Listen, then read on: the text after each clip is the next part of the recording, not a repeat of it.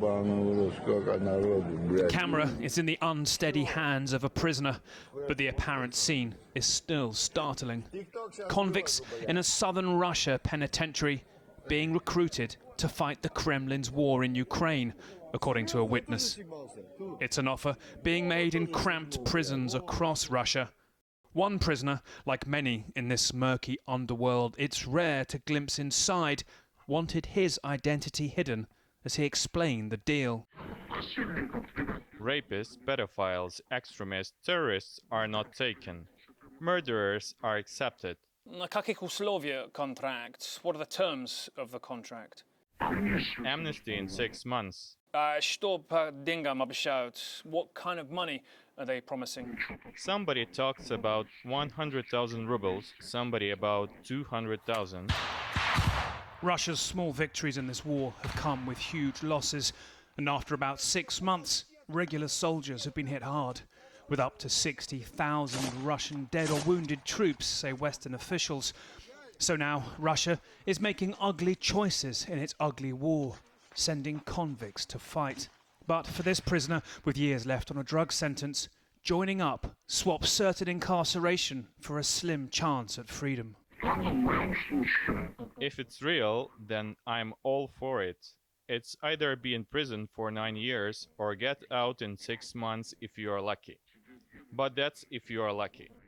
They can promise one thing, but in fact everything will be different. This is Russia. Since the start of July, from multiple crowded prisons inside Russia, like this one, whose dank cells are shown in activist video, inmates have told relatives of an almost identical offer made by apparent private military contractors. Military experience is not essential, and monthly pay can be up to $3,500. A 6-month tour leads to an amnesty or pardon. But first, there's usually 2 weeks training in southern Russia. And then often there is silence, as the prisoners disappear in Russia's grey zone of expendable contractors. Now we have information that they want to recruit about 2,000-3,000 of prisoners. And for example, if they will die in this war, they will pay 5 million rubles to the family of this prisoner. There is no really contract. There is no really guarantee to protect their rights or their health or their lives. Sometimes the offer comes with fanfare. This helicopter flying recruiters to one prison activist said. These are convicts, yes, but they still face agonizing choices, weighing a shot at freedom against a violent death. One prisoner explained his decision to his brother in these texts. I'm going. Don't tell Mother either way. It's better that way. Or else she'll worry a lot and react to every piece of news. That's it. We will react to every news. If you tell us where you are or what you're doing, we will be calmer, as at least we will know where to look. Even I don't know that. Everything will be decided on the spot. I do know we're going to the 12th prison, and once gathered there to Rostov for 2 weeks, where there's a center, and then to the territory. I am willing to go. Lots of options, but there's only one. That's why I agreed.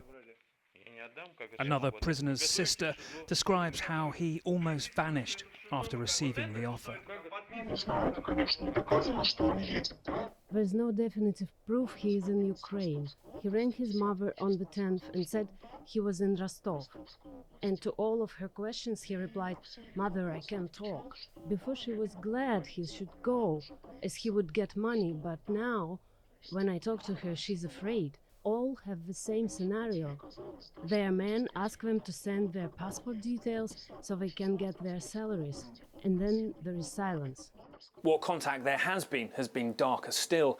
2 wives of prisoners sent to the front from one St. Petersburg prison say they've been contacted and told that their husbands lie injured in a hospital in separatist-controlled Luhansk, and that a total of 10 prisoners from that one prison alone are now dead or injured. Another, a mother, has said that she's been contacted by an anonymous individual and told that she can soon collect her son's wages in cash. Russia's regard for the norms of war or even prison long gone. Nick Payton-Walsh, CNN, London.